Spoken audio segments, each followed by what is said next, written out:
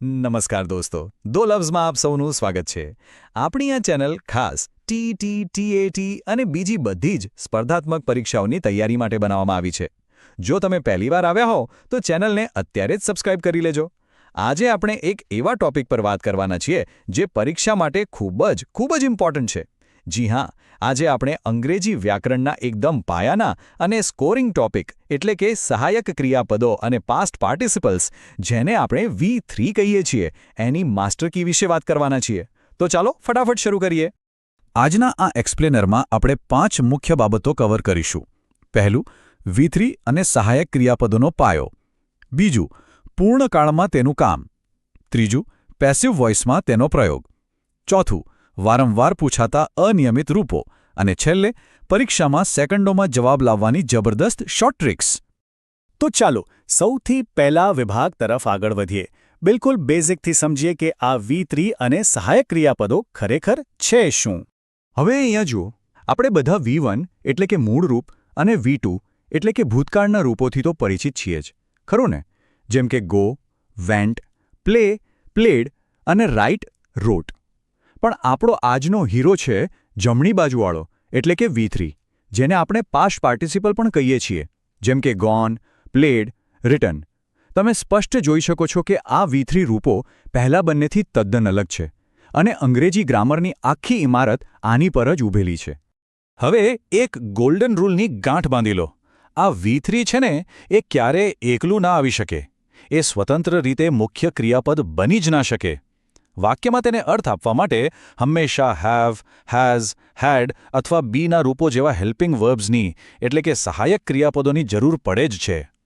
Simple ભાષામાં કહું તો એન્જિન વગર આ ડબ્બો ચાલી જ ના શકે. બરાબર, હવે આગળ વધીએ આપણા બીજા વિભાગ તરફ. પૂર્ણકાળ એટલે કે પરફેક્ટ ટેન્સીસમાં V3નો ઉપયોગ કેવી રીતે થાય છે એ જોઈએ. જુઓ, પૂર્ણ વર્તમાનકાળનું માળખું એકદમ મેથ્સની ફોર્મ્યુલા જેવું જ છે. જ્યારે કોઈ ક્રિયા હમણાં જ જસ્ટ અત્યારે જ પૂરી થઈ હોય ને, ત્યારે આ સ્ટ્રક્ચર વપરાય. સબ્જેક્ટ વત્તા હેઝ અથવા હેવ અને પછી સીધું આપણું V3. બસ આટલું જ યાદ રાખવાનું છે. હવે કાળ પ્રમાણે સહાયક ક્રિયાપદો કેવી રીતે બદલાય છે એ બરાબર સમજી લઈએ. વર્તમાનકાળ હોય તો એકવચન સાથે હેઝ અને બહુવચન સાથે હેવ અને પછી V3. જો વાત ભૂતકાળની હોય ને તો ટેન્શન જ નહીં, બધા સાથે હેડ મૂકીને V3 જોડી દેવાનું, જેમ કે they had left before I reached. અને જો પૂર્ણ ભવિષ્યકાળ હોય તો શેલ કે વિલની સાથે હેવ અને પછી V3 આવે, જેમ કે આઈ વિલ હેવ કમ્પ્લીટેડ. એક્ઝામમાં રોકડા માર્ક્સ જોઈતા હોય તો આ ટાઈમલાઈન તો મગજમાં છાપી જ દેજો. ચાલો હવે વાત કરીએ સૌથી રસપ્રદ ટોપિકની. વિભાગ 3, પેસિવ વોઇસ એટલે કે કર્મણી પ્રયોગમાં આનું શું કામ છે? એક વાત કાયમ માટે નોંધી લેજો.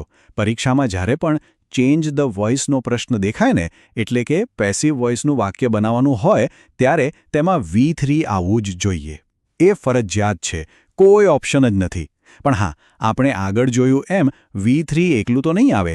એને એમ, ઇઝ, આર, વોઝ, વર, બીન કે બીંગ જેવા ચોક્કસ સહાયક ક્રિયાપદોનો ટેકો આપવો જ પડશે. આ ઉદાહરણથી પિક્ચર એકદમ ક્લિયર થઈ જશે. જો એક્ટિવ વાક્ય છે હી પ્લેઝ ક્રિકેટ. હવે જ્યારે આને પેસિવમાં ફેરવીએ ત્યારે ક્રિકેટ આગળ આવી જાય છે. વર્તમાનકાળ છે એટલે સહાયક ક્રિયાપદ તરીકે ઇઝ આવે છે. અને સૌથી અગત્યનું, પ્લેનું રૂપ બદલાઈને V3 એટલે કે પ્લેડ બની જાય છે. થઈ ગયું ને કમાલ? Cricket is played by him. વધુ એક એકદમ એક્ઝામ સ્ટાઇલ એક્ઝામ્પલ જોઈએ. એક્ટિવ વાક્ય છે ધીસ સ્ટોલ્ડ માય બેગ. હવે આ ભૂતકાળનું વાક્ય છે તો પેસિવ કરતી વખતે શું થશે? માય બેગ આગળ આવશે. ભૂતકાળ છે એટલે હેલ્પર વર્બ વોઝ લાગશે અને સ્ટીલનું V3 એટલે કે સ્ટોલન મુકાશે. વાક્ય બનશે my bag was stolen by them. બસ આ જ લોજિક દોડાવવાનું છે એક્ઝામમાં. બરાબર સમજાઈ ગયું? તો ચાલો હવે વિભાગ 4 પર નજર કરીએ. અગત્યના અનિયમિત રૂપો એટલે કે ઇરરેગ્યુલર ફોર્મ્સ. આપણે જાણીએ છીએ કે મોટાભાગના ક્રિયાપદોની પાછળ ઈડી લગાડી દો એટલે ભૂતકાળ કે V3 બની જાય. પણ ભાઈ, અમુક શબ્દો એવા છે જે કોઈ જ નિયમ માનતા નથી.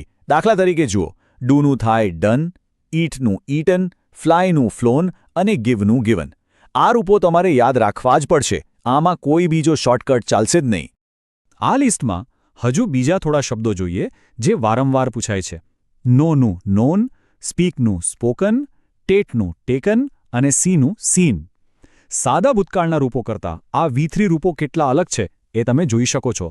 અને સાચું કહું, પરીક્ષા કાઢવાવાળા તમને કન્ફ્યુઝ કરવા માટે આ જ શબ્દોનો સૌથી વધુ ઉપયોગ કરે છે. અને હવે જેની તમે રાહ જોઈ રહ્યા હતા, વિભાગ 5 સ્પર્ધાત્મક પરીક્ષાઓ માટેની શોર્ટ ટ્રિક્સ, આ જ આપણી સાચી માસ્ટર કી છે. આ 3 સ્ટેપ્સ બરાબર મગજમાં ફિટ કરી લેજો. સ્ટેપ 1, જો ખાલી જગ્યા પહેલાં હેઝ, હેવ કે હેડ દેખાય તો બીજું કંઈ જ વિચાર્યા વગર સીધું V3 વાળું ઓપ્શન પસંદ કરી લેવું. સ્ટેપ 2, જો વાક્ય કર્મ એટલે કે ઓબ્જેક્ટથી શરૂ થતું હોય, મતલબ કે પેસિવ વોઇસ હોય, તો પણ જવાબમાં 100% V3 જ આવશે. અને સ્ટેપ 3, જો કેન, શુડ કે મસ્ટ જેવા મોડલ ઓક્ઝિલરી સાથે હેવ જોડાયેલું હોય, જેમ કે શુડ હેવ કે મસ્ટ હેવ, તો તેની પાછળ પણ આંખો બંધ કરીને V3 જ મૂકવું. આ ટ્રિક્સ વાપરશો ને તો લાંબા ભાષાંતરની ઝંઝટમાં પડ્યા વિના સેકન્ડોમાં સાચો જવાબ મળી જશે. તો દોસ્તો, આ મૂળભૂત નિયમો અને ટ્રિક્સ સમજ્યા પછી શું હવે સ્પર્ધાત્મક પરીક્ષાનો કોઈપણ વ્યાકરણનો પ્રશ્ન અઘરો લાગશે ખરો? બિલકુલ નહીં. જો તમને આ વિડીયો ગમ્યો હોય અને કંઈક નવું શીખવા મળ્યું હોય તો પ્લીઝ આ વિડીયોને લાઇક કરજો અને તમારા મિત્રો સાથે શેર કરજો. અને હા, શિક્ષા એકેડમી ઓનલાઈન ચેનલને સબસ્ક્રાઇબ કરવાનું બિલકુલ ના ભૂલતા. તમે આગળ કયા ટોપિક પર વિડીયો જોવા માંગો છો એ મને કોમેન્ટમાં જરૂર જણાવજો. મળીએ આવતા વિડીયોમાં. તમારો ખૂબ ખૂબ આભાર.